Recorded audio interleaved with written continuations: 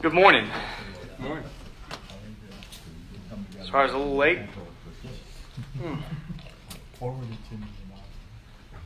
We'll get started. Thank you all for being here. It's our first opportunity to be here in February. So apparently the groundhog came on Saturday and said we're going to have an early spring, and it sure felt like that yesterday. So I'm hoping he's going to be correct on his prediction. But as we move forward, several things we want to report back from last week that have happened, and some things going forward. Certainly, I think much of last week we were still working toward what's going to be this week. Obviously, we've got the big issues that are going to be happening with ST Aerospace, and we will continue to be working forward with ST Engineering. We will continue to be working forward in moving that both at the council level on the 6th, the county level on the 7th, and then Triumph on the 8th. So there have been a number of meetings and things moving forward for us to be able to get to those this week. In addition, some of the things we did last week. See, Andrew, I was waiting for you. I was late getting here, waiting for you. But 9:45 or 10 o'clock. Thank you. So, but anyways, no. We've been working towards several of the opportunities. We continue to work. I think one of the biggest things that we've done is today is Susan Wolf will be starting as our new city attorney, which couldn't be fast enough on several things. We have some fronts that we really need to begin to deal with some things, some ordinances and some other issues. But most of the things we've been trying to do is wrap up things from the prior administration. What excites me more, I think, as we head into February, we will come out of January. The transitions team spent a lot of time being involved out in the community. So February, we hope to be putting together the recommendations and coming forward and going from there. Chris and I talked a little bit last week. We certainly see this as really beginning to outlay where we want to go for this strategic plan for us moving forward. So we're excited to see what the transition team is going to bring to us, and we're going to be beginning to move forward. As we head into February, I will say we have, I think, February 18th. And Allie, do we have a location for that town hall meeting? Is it going to be the Theophilus May Center? The Theophilus May Center. I wasn't sure whether it was Fricker or Theophilus May. So it will be Theophilus May. We're on February 18th. We will have our next town hall with Jewel. So we'll be being there. And I know I'm working with Dennis Fleming on a date. I will be working with sanitation to go out. As I told when I went there for the Christmas party, I told him, I said, I've had a long working relationship with Pensacola Sanitation since 1975. My dad told me at 5 years old that was my job to get the garbage out and get it to the streets. So I'm looking forward to get out there with the sanitation people and working with them. I know they came by my house this morning and picked up my recycling, so they do a good job and get started early in the morning. So I'll be halfway done with the day by the time we hit 9:45 on that day. I'll work with them, but we're continuing to get out there in each different department and work with them and find ways we can work together. But that's a little bit about what we've done and what's going on here. More or less, I'm beginning to learn. The questions really come down to what's going on with you and how can we help, and we'll be happy to answer any questions. So I'll open it up. Rick? Mayor, when did you hear about the settlement with Chief Smith and Deputy Chief Glover? Who told you about it, and what did they tell you? I knew about it in late December. I was told there was a settlement. We tried to move it out and get it out to the council members. I mean, it was like we'd gotten a question, or maybe it was early January. There was a text an email string that came in asking. I think Don had asked for where we were, that council members wanted to know about it, and it was shortly right around that same time that I had first heard about that we had a settlement. So I know I'd met with Joe Glover once before in early January. He and I met, and I promised him that we would get together, and I think it's on our calendar that he and Chris and I will be meeting about how we look at things going forward. We're not as focused on what went backwards. We're focused on what's going forward. How do we make sure that the fire department is an inclusive entity, and how do we make sure that we are recruiting and encouraging all people to be a part of our fire service? So that's what we're focused on. But I believe it was that time, and we asked to get a settlement together. So I was not aware it happened. I guess reading your stuff in November. Yeah, accurate. in December, when, is it your policy not to tell the public and the media when you have a settlement of almost over $500,000? Is that Rick, policy? and again, we will be happy to tell things. It was settled before we got here and not necessarily our issue. So we're working through some of these things. No, we'll have a policy that we dealt with. I don't know why it wasn't done one way or the other. As soon as we sort of became known what we did, we asked it and sent it down to all the council members. We will move forward to put that out and make it more readily available. The minute you asked me about it, we turned it around and got it for you. So we were more than happy to do that. But I understand the need to want to go forward, but so many people that were involved in that decision that ended up the city's insurance carrier having to pay $575,000 are still working in your administration. So you're going to just give them a pass, is what we're understanding. We will evaluate, and I'll work through those things with Chris. I mean, we looked at it last week after your story came out, and we will look through it and see what we can do. There are several things that we're continuing. We're hoping to get forward the transition team report, and we can begin to focus on what we've done. Much of what we've spent for the first 60 to 90 days has been dealing with exactly this, dealing with issues that were before we got here. So we're trying to work through those things. I can say that the administration that was here before is no longer here, and I will say the issues which you've talked about. The mayor is not here. The administration is, except for Chris Holly, the administration is essentially the same. Well, Chris Holly isn't here. Susan Wolf isn't here. We'll work with some of the other people underneath it as we figure out going forward. Is there someone specifically you have an issue with? Because we're working through those things as much as I know. Could you allow Rob Larkin to talk to us about what happened in this process? And the case is settled.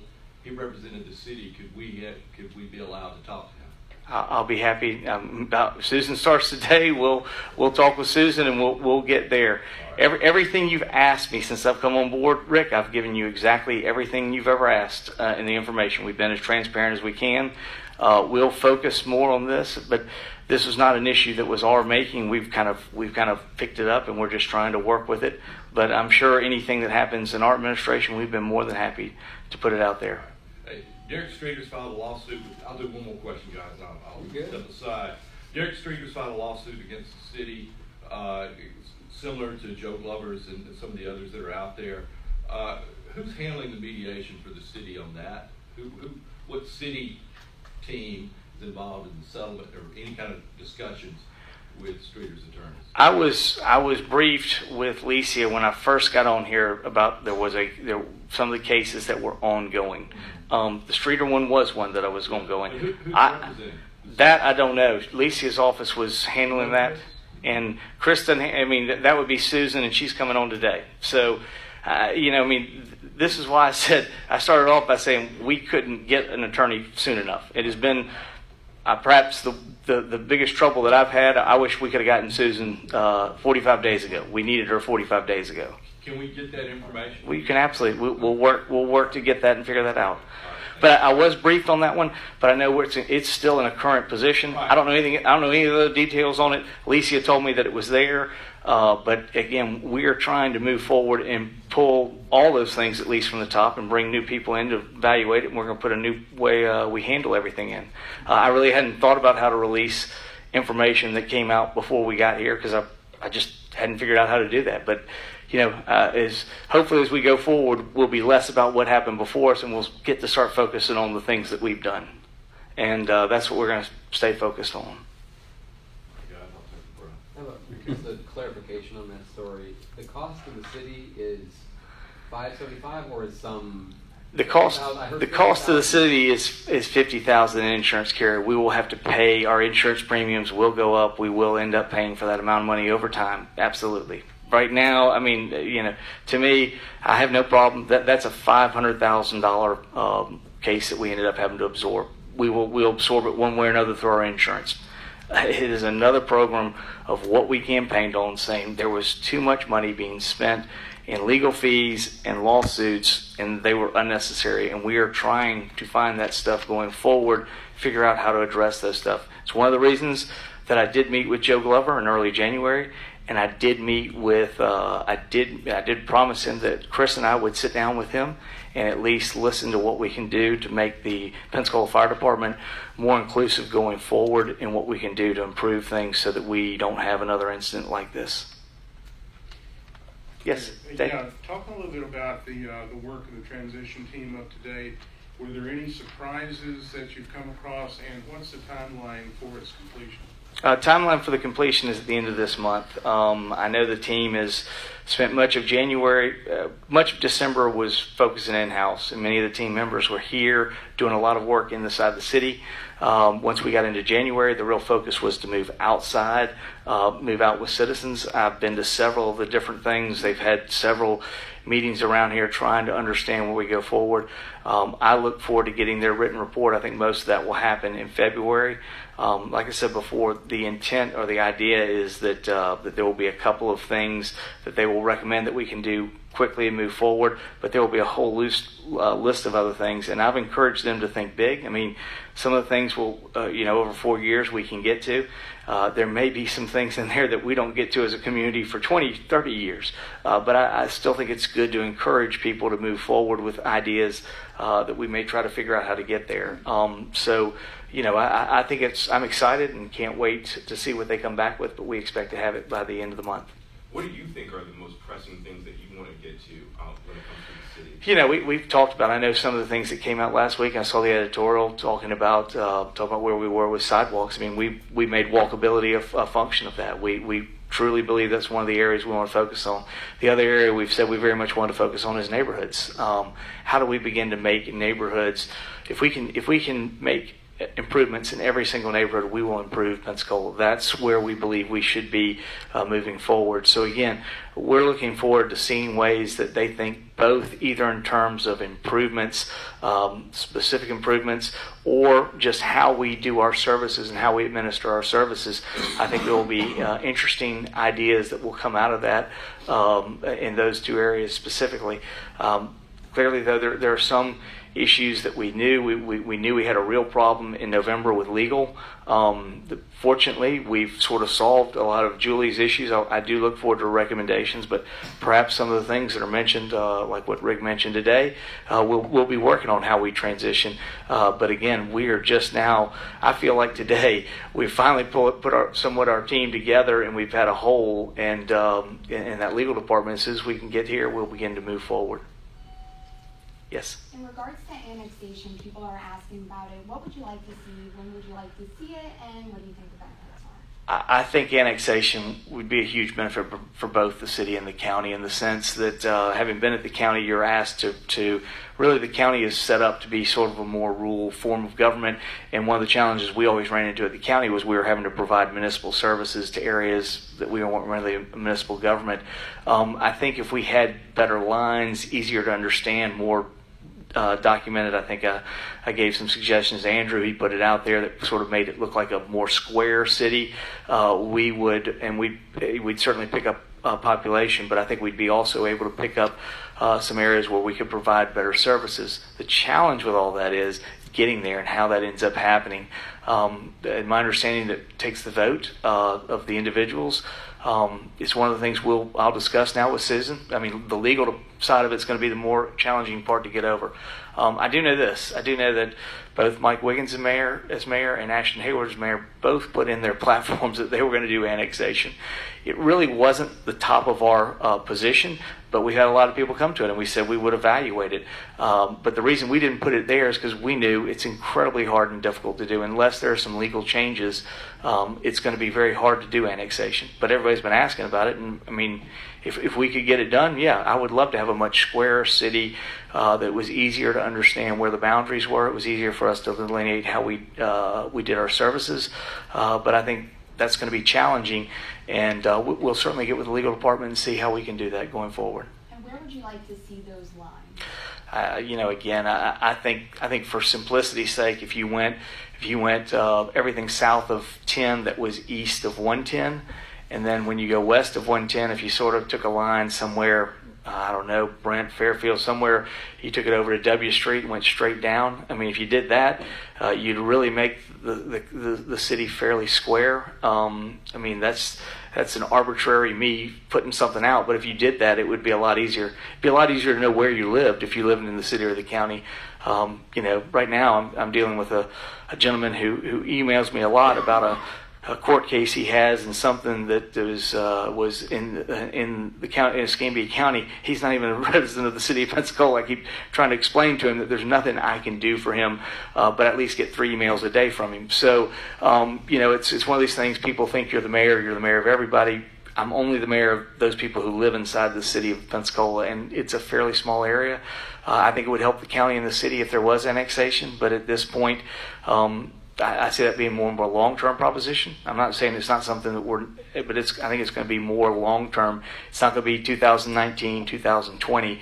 I think that would be more of a long-term approach, and we certainly would have to work with our county friends. So I would be more than happy to talk to any of those commissioners and see what may happen. The Women Veterans Memorial? Yes. That they're planning to use the old Amtrak station Yes. for that and across the street. She says that they have a verbal agreement with y'all. Are you planning to execute a written? Correct. We're in the process of doing that already, and we certainly. I know that's been coming forward to us. I was asked the questions. I've known Michelle for a long time. I've talked with her. I think it's a great idea. I get a lot of questions. We put in the agreement that if Amtrak comes back, we would come back into rail service. I'm not sure, unless something dramatically changes with the federal government, Amtrak, in the densities in Northwest Florida. I just at this time don't see train service coming back here for a while. I think we've made a campaign issue that said we were going to talk about, and I think the last time we were here we discussed really telling a better story for our minorities, African Americans. I think we want to do the same thing for women. We haven't done a good job of that. I think the monument that Michelle's talking about, and more importantly, the services provided to those women veterans who often find themselves in difficulty, is a very admirable position. I think it's one of those things, if we can assist and we can make that better in Pensacola, why wouldn't we? We feel very fortunate to be in the cradle of naval aviation.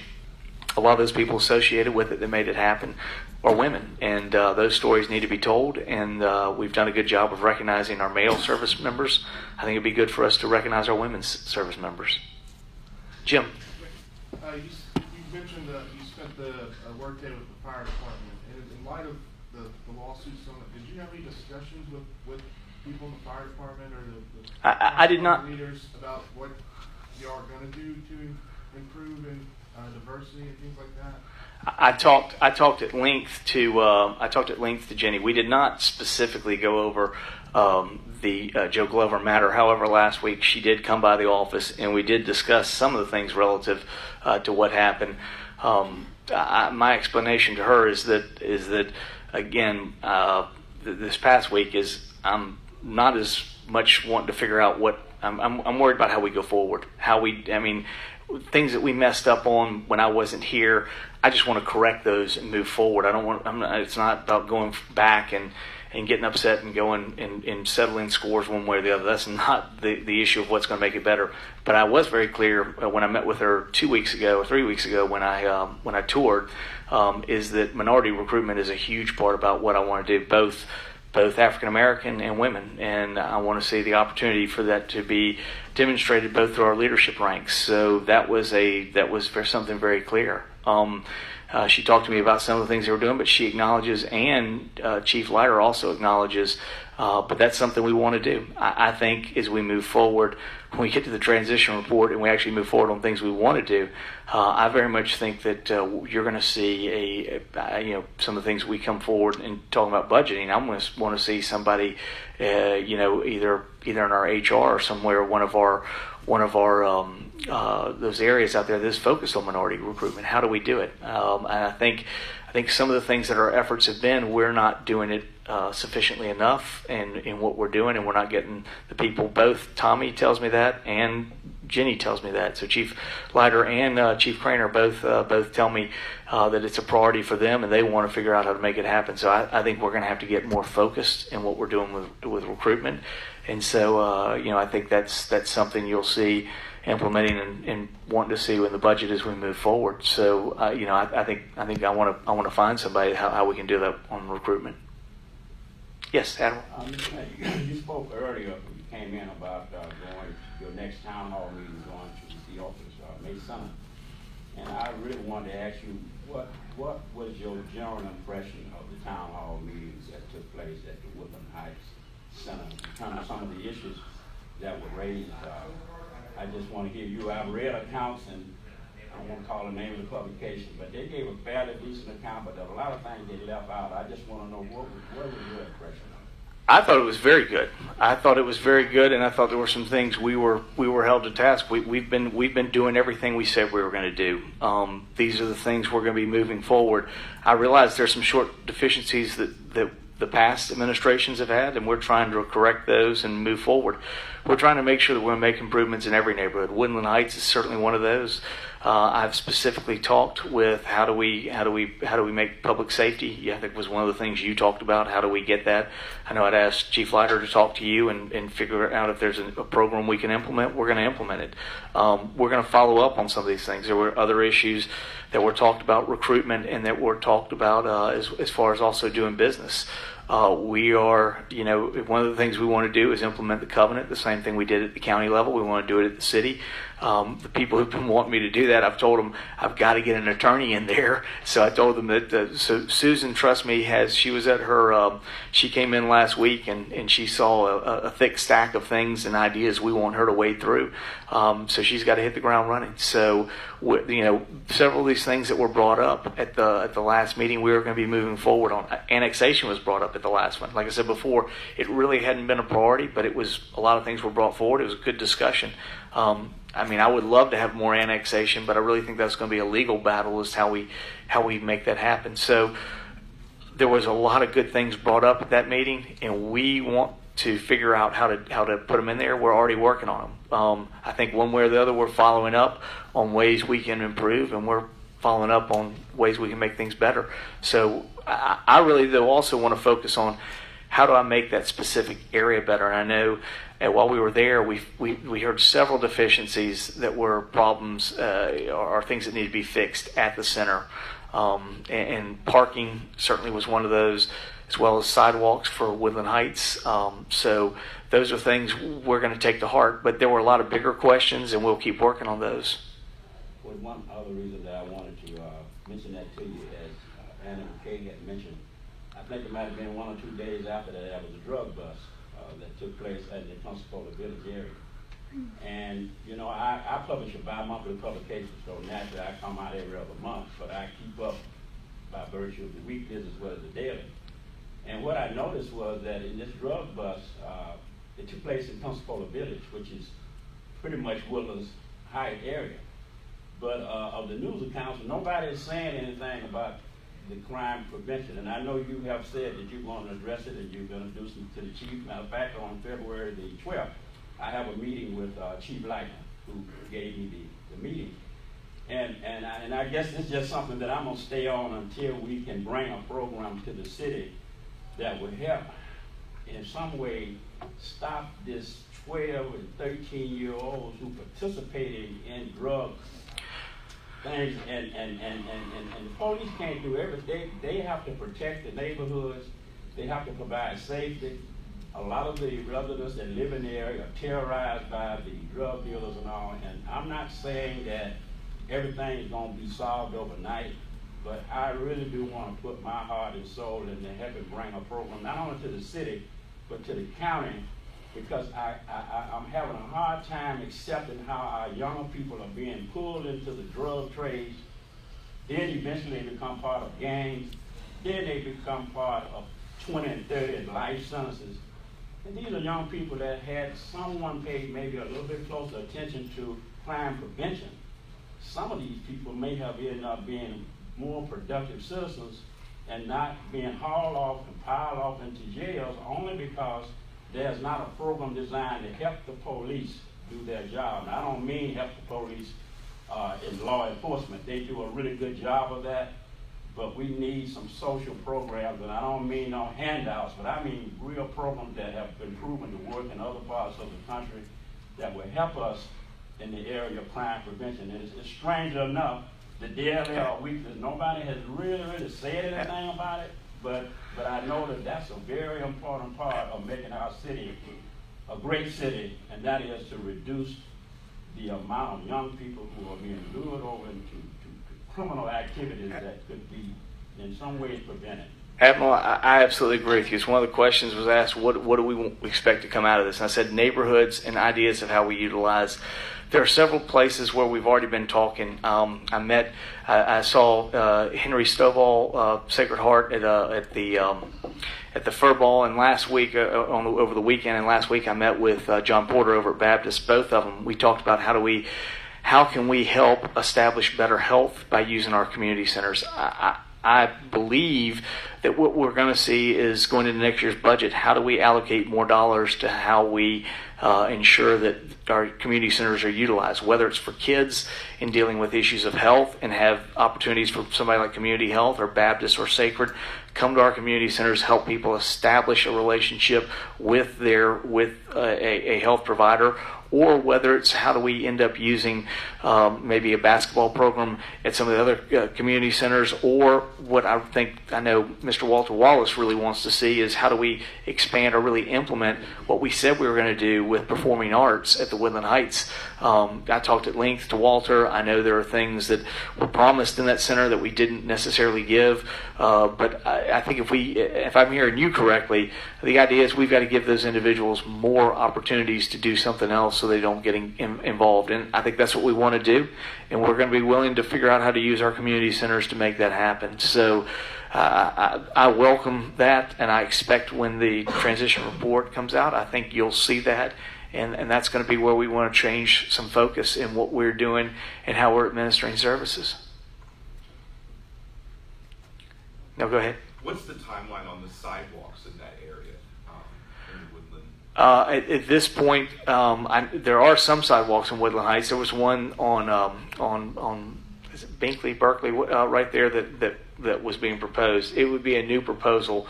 We'll obviously have to measure that. We clearly have the $7 million we had to do with the retrofits. So, somewhere in there, things will happen. We definitely want to be doing some retrofits at the same time we're doing new. So as we move forward with that, I think that will be some things we're working on. Yes, Jeremy.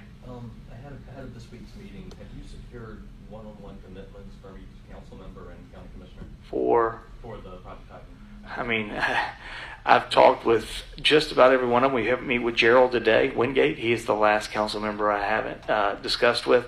I mean, they've all told me things here or there, but my feeling is anything subject to change before you get in the meeting, so stay on top of them and continue to call them and meet with them. So we'll continue to do that. I've talked with several county commissioners over the weekend, and because we sent out the packages on Friday, so I wanted to make sure that they received it and they knew what was in there. We've talked at least with every city council member, and we reached back out with them. But Gerald's our last one. We just weren't able to get him a time until today. And all of them have been. Well, let's put it this way: they all tell one thing or the other. But like I said before, I mean, it really doesn't matter until they hit the switch. I mean, so. Well, what have they said in opposition? What are their concerns? Generally, no one's said anything necessarily in opposition directly. I mean, obviously, I know some things that are happening. Some things I know. I got an email this morning from Don Crayer, so I know somebody's voicing opposition somewhere. But it was about the part related to, and I saw it over the weekend on some social media posts, the uses for LOST money. There certainly is. The last time we did LOST, it was put in there for economic development. I still feel like the infrastructure meets that, but this is always where it's good. You have attorneys because they can always argue those words. But I get it. I will say this much. I do know in the discussion of what we had trying to find the money, that one of the things that came up was at first Dick talked about taking some money from sidewalks, and I'll say Chris was the first one to step up and tell him we're going to find a different source than sidewalks. We know that's a priority, so we're not going to take money from sidewalks, and we're going to keep that moving forward. What we were able to do is find a couple areas, and Dick feels that where we are based on what's happening going forward with obviously fairly conservative estimates, and that we are seeing we're certainly in a more robust economy at this point, if things continue to go where they are, we'll be well ahead in sales tax, and we'll catch up in a couple of years and be able to do the project. So we feel like the things we're doing are simply postponing. There is one with the radio system that was about $1.4 million that we aren't going to need. So that's 1.4 that could go into this without having a conflicting.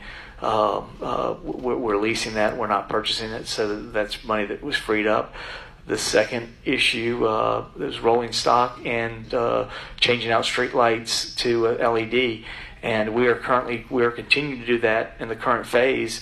We are simply delaying phases out, and we hope that in a couple of years we will have made up enough money that we can just stay right on schedule. So again, based on our discussions with Dick, he feels like what we're seeing at least now, we're the economy's stronger than projected. We're seeing more sales tax revenue, but again, anything certainly can change, and we realize these are the challenges we put ourselves out if we have a storm or some kind of other significant event that could change what people's spending habits. But at this point, we do feel like we'll be able to recatch those up, and so it will be just one of those things where in the future, if we delay it, we'll still be able to get to it.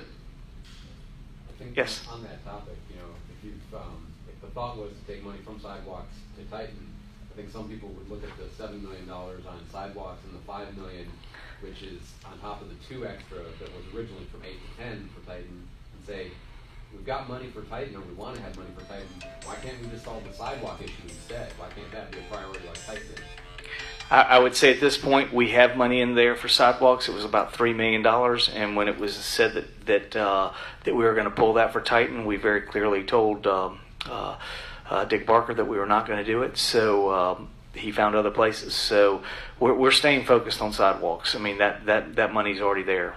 Well, I mean, but if we can find money for Titan, you said the other day that the challenge is to find all the funding for all the sidewalk costs. If we can find money for this project over here, why can't we find money like that for the sidewalks to really solve the whole problem? And I think from that standpoint, one of the things we're looking from the economic development side is what we've seen is when we've done things with job creation, what we've seen is more spending. More spending in our economy means we have more LOST. The opportunities for us to do that, the economic development gives us too much opportunity to generate more funds in the future. I'm not saying that sidewalks don't. I totally believe that amenities are what help bring people to your community. But we'd be putting in amenities hoping to find the next person that we could bring here or that would want to come here. We have somebody sitting at your door with an opportunity to break us into a field that we haven't had, that we've always felt like we would be successful in, and to also come in here and begin to provide workforce training that we've never had to try to get people to understand and have mechanical backgrounds, both in aviation or it could be applied to marine. If we're going to me, the opportunity for us to invest in those jobs now and to invest in more importantly, the workforce training that will really give us the talent as we move forward is simply too good. I'm totally supportive of sidewalks, but I think sidewalks won't lead to be a longer-term fix to economic development. I do think if we move forward now with Project Titan, that will be more immediate, both in giving us workforce training and giving us jobs and economic development that will allow us to get more local option sales tax, that will allow us to repair more sidewalks. I guess what I'm seeing is we don't have enough money now with the people and the difficulties that they bring now. And you're saying, let's invest in bringing more people here to have more spending here, but that's going to bring its own set of costs, and you're kind of looking to those taxes in order to solve the costs that are created by today's people with their sidewalks and their streets. Andrew, I disagree with you in some ways. I look at what we're doing. If you look at Southtown, if you look at other developments that are coming in current existing area, if we can do more to bring people in and then figure out how to put them in more infill opportunities, we'll be solving both problems. I mean, those are things that we are absolutely doing, and we're becoming more successful at as a community. I'm not saying we're there and we've solved every potential area that we can get to, but I think that's a huge part of what we've got to do. Rick? I understand you don't want to talk about the past, but I think it's important that the citizens understand how you're different than the past. In the settlement agreement, there's a line that was added into an addendum where the plaintiffs agree that they'll never apply for a job at the city, and if they do apply, their application will not be considered. I think that You are the mayor. I think that was wrong. I think that was wrong. I mean, if I'll talk to my attorney and see what we can do. I do think, obviously, at some point, Seems vindictive. it seems very vindictive. I don't disagree. I mean, I know there were some issues that Joe told me specifically that at one time there was even positions saying his job that he could not apply to Escambia County. And I told him, Joe, that in fact, if you want me to write a recommendation for you to Escambia County, I'll be more than happy to write a recommendation to you. I think I have no hard feelings with Joe one way or the other. I do think there are some issues within at least this time right now at Pensacola Fire. But I want him to be able to go out and find a career. And I know the people at Escambia Fire, and if it would be workable for him to be there, I told him specifically in our individual meeting I'd write him a recommendation for Escambia Fire. You know, it really seems in looking that not you, but there were members of the city administration that had a vendetta against these firefighters for their 2005 civil rights suit. In looking at the settlement agreement, looking at the depositions, it appears that Smith and Glover were retaliated against because they filed EEOC complaints. Do you see any, is that era gone where people can do EEOC complaints? I don't know. What if you run for mayor and all of a sudden, because you filed before somebody got out, then all of a sudden other supporters dump a bunch of money into a PAC that runs a bunch of money against you? I mean, there's a lot of vindictive stuff that happened in the past. We're talking about employees. We're talking about this is different, totally different. I understand. What I'm telling you is, though, Rick, there was a lot of vindictive stuff that happened for the last 8 years. I think we know that. I think we know what has happened. We are trying to move forward and provide fair assessment and evaluation of everything going forward. We will make some decisions and we'll look at that. And people will either have to comply with what we've said or what we haven't said. I know there was something over the weekend that specifically talked about where we were in trying to release public information and what we did and reference some individuals who are employees of this place and reference their position. I would say, since I've come into office, if you had any problem getting information from any of those employees or what they've been doing. So the question I ask is it the employee or is it the system they were asked to run in? I don't know. I'm still trying to determine that. But if it is the system they were asked to run in, then that's not saying the individuals are bad people. They were put into a bad system that did a lot of vindictive stuff. But I mean, that's what I'm talking about. And I realize you're talking about it. I think when we put vindictive money into politics, we get vindictive politics. That's what we do. And so I realize that wasn't where you wanted to go. But my point is, if we have vindictive people that put money in to solve scores and settle things, then we are going to have vindictive communities, and that's not what we need. And that's not what my race was based on, and that's not what we've done since we've gotten here. And I think the same thing applies to administration. And we're working that. I agree. I'm trying to work through those issues as much as we can, and I will continue to address them. If anybody that I feel like while we're here is doing something that is inconsistent with what we were trying to do, we will absolutely address it. And we've had other things. There was a very vindictive mentality. It's one of the reasons I know some of the people. I'm glad to have Susan Wolf back, but I know it's one of the reasons she chose to leave. I mean, you're welcome to go interview her and talk to her about her past and where she's going and what she's coming forward. I don't think she would have come back to the city of Pensacola if she felt like that atmosphere was still here. So, that's where we are. So no one's going to be punished. No, I'm not saying no one's going to be punished. If they file an EEOC complaint. Because a lot of this was triggered based on the timelines and everything else against Smith and Glover. They filed EEOC complaints, and then all this. I'll sit down with Chris and we'll try to figure out what we can do with the individuals that are there. We've tried to move forward at least in a way. But I think employees need to know: are they safe? Oh, absolutely, absolutely. I will say this much. Susan Wolf, before she came over here, was very clear on one thing. And Don Crayer sitting there when she said that she's not my attorney, she's the city attorney. She works for both. She said she would work in that position. The little things that you had to get in both the county attorney's office and the mayor's office, those have been detached.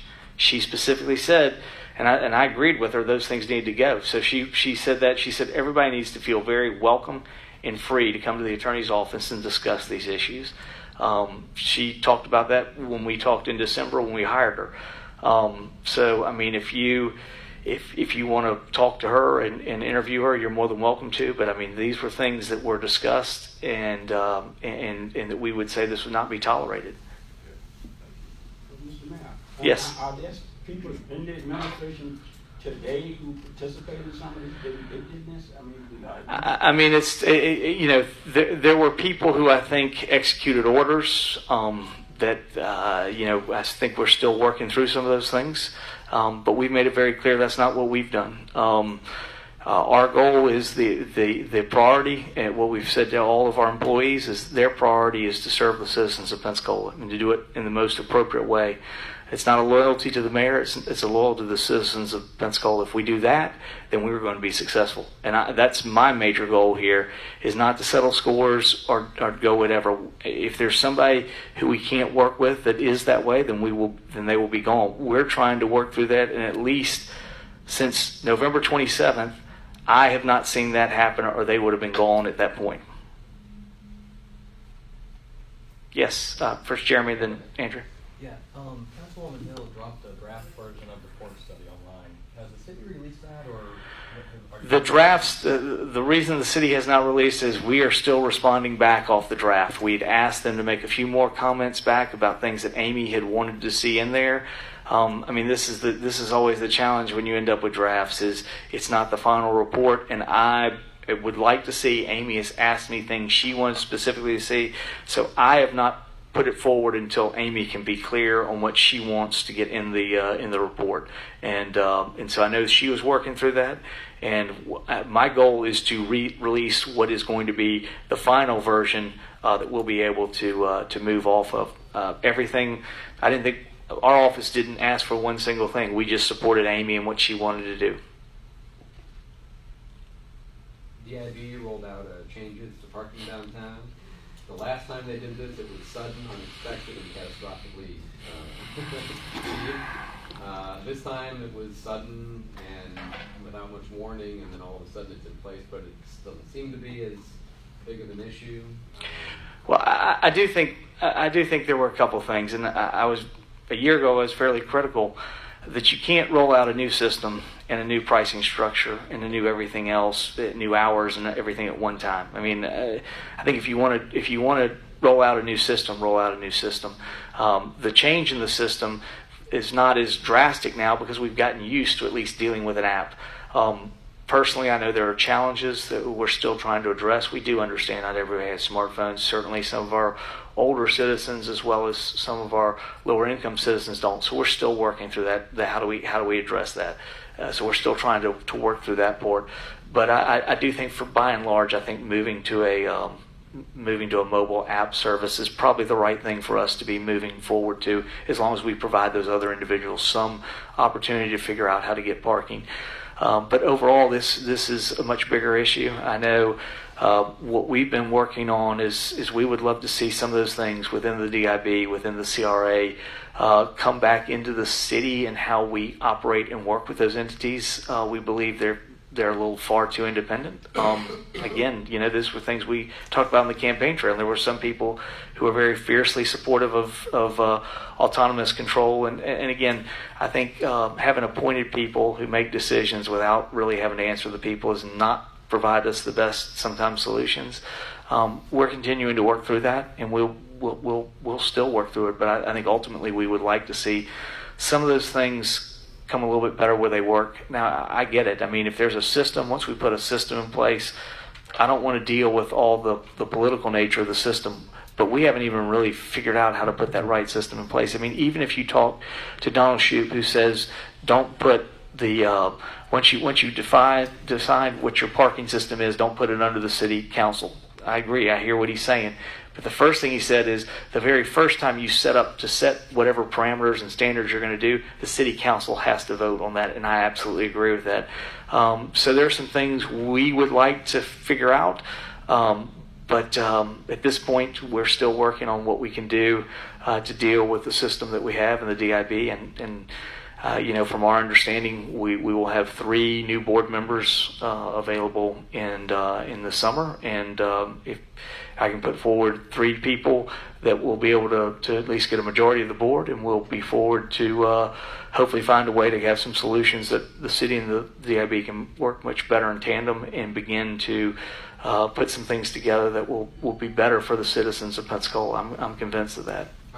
How committed are you to keeping DIB? I'm not committed to keeping the same people that are running DIB. I'm not saying that a function of it and the funding that comes from it is necessarily a bad thing. So I think, again, these are 2 things we just talked about earlier. You talk about, hey, we got all these things we want to do. We want to redo Palafox. We got all kind of cool things happening on Palafox. You can't get rid of the funding source. So you need some kind of a funding source to fund those things. But I think there is a definite need for us to change how it is administered. And again, I will say that I think a lot of the things that made Palafox what it is today happened 2008, 2006 when I saw Kim was there and he put in the things. He was very adamant about, we're going to go to 2-way traffic on Palafox, and we're going to go to 4-way stops, and we're going to take the lights out, and we're going to make all those roads 2-way. I think that had more to do with slowing down and making it a pedestrian-friendly place that it has come out today. I mean, that tracks back to what was happening. So DIB has had success. At the same time, I will say DIB has had several unsuccessful moments, like when they decided to do backwards parking. And I'm not saying that, we quickly learned what didn't cost us that much. We tried it. We got out of it. I'm not opposed to trying things and seeing what we can do. We're going to try a diet from essentially Gadsden to Wright on Palafox. We talked about it. Some of y'all have commented on it and put it out there. We're going to try it. If it works, it will be very successful, and we'll look to implement again. If it doesn't work, it will depend on what the citizens want to do. We didn't spend a lot of money to do it, so we can always undo it. But at the same time, I think it's worth doing and worth trying. I don't want to say that the DIB is all bad, but I do think some of the things that are happening concern me when there is no thought of accountability, how you answer back. And again, if I believe there are people, I believe business people are very good to have on boards, and I think they help you see things differently. But you cannot run government on the same principles of for-profit. It just is not the same purpose. We have a mission that is services we provide and the amenities we provide. We're not motivated necessarily by profit. Not saying we don't like to accumulate money that we can do other services with. I'm just simply saying profit can't be the only motive that we're looking at. Yes, ma'am. Oh, it's like in an auction. Watch out! You raise your hand, you'll get asked. Yes. Yeah. So last week, Skate was in town. Mm-hmm. And they talked about 2 catalytic projects. Mm-hmm. They're going to focus on 2 catalytic projects. And I know you want to wait for them to come back, but what was your input? Well, I'll be happy to. I gave them my 2 cents worth. I don't know how. We'll see what happens in the final version if they'll actually be there. There are a couple things that were in that it was very good. And again, the fact that the city is going to benefit from a plan that really is $250,000 being put forward by the private sector is huge. One of the things that was evaluated was the plan does not go any further from Joe Patty's all the way around to Bayou Chico. We did ask that, and there were several people, and it was going through. I texted Gina Worth and said, hey, could you give me a price and figure out for James Lima and Scape to do the additional scope is about $60,000. We got that quote. We may be looking to add on. I'm going to come to the council with it. That's one of the things that we will be looking at, because I think it would be important for us to look at what we can do around Sanders Beach as we're moving forward, and it would be good to have that in the plan. And I think it kind of, I think there were a lot of people on the west side that felt like not being included all the way to the mouth of the Bayou Chico was not appropriate, and I didn't disagree with that, so we put it in. I'm going to take it to the city council, and if they give me $60,000, we're going to start moving forward on looking at the whole thing. But the other thing that was there was the 2 projects. I specifically said I thought Bruce Beach was number 1, and the connectivity was number 2 of how do we connect all the things that are already there. We have Certainly it could be more, but we currently have we have a walk around the bay, and we have the Veterans Park, we have the Luna Plaza, we have Maritime Park, we have Bruce Beach, but none of them really connect very well, and it's not easy to figure out. I mean, if you're from here, you know how to do it. If you're not from here, it's kind of difficult to figure out how all these connect in putting it going forward. So clearly, I think that's one of the things that we would like to do. I think connectivity and what we do with Bruce Beach will be significant. And again, I realize we have something out there right now. I mean, I think it's certainly nice, but I don't think it's nearly the impact of what we would like to see it be, either in terms of what's on the ground or in terms of how we utilize it to do some of the things that we discussed last time. How do we show the African American history that was there? How do we show opportunities for us to have more amenities for our citizens to visit? I think those are all a part of it, and they're things that I discussed with Gina Worth and her team, and I'm excited to see what they come back with. But I'm also excited to see what they could come back with, if there's an opportunity to do some more work at Sanders Beach and along that side offer Linear Park that could connect all the way from Williams Seafood all the way over to Sanders Beach. So, I mean, there are all kind of opportunities that are there, and we'll continue to look and see what we can do. Okay? Where are we at on the skate park? A lot of it's going to depend on Hollis T. Williams. I talked with Matt Posner last week, in fact, and was told that we should have very shortly some agreement to come forward with a plan for Carpenter's Creek. I think they were waiting on a couple of things, and that should be happening. And then Hollis T. Williams is just going out and moving forward. I know there have been some other people that want to do some things within that development side. We've been approached by a group that would like to land lease and put in all the improvements for something that would really kind of an interesting concept where you can bring your pets in and do some other things. So we've been looking at all kind of options that will be incorporated into Hollis T. Williams, and I'm excited to see when that gets started and where we go. But there's no doubt one of the things we've talked about with Matt is we've got the money for the skate park, we're ready to go, but we can't make it happen until you get your other public amenities in that park. I know that Matt, nothing more he wants to do than get those projects started. Thank you.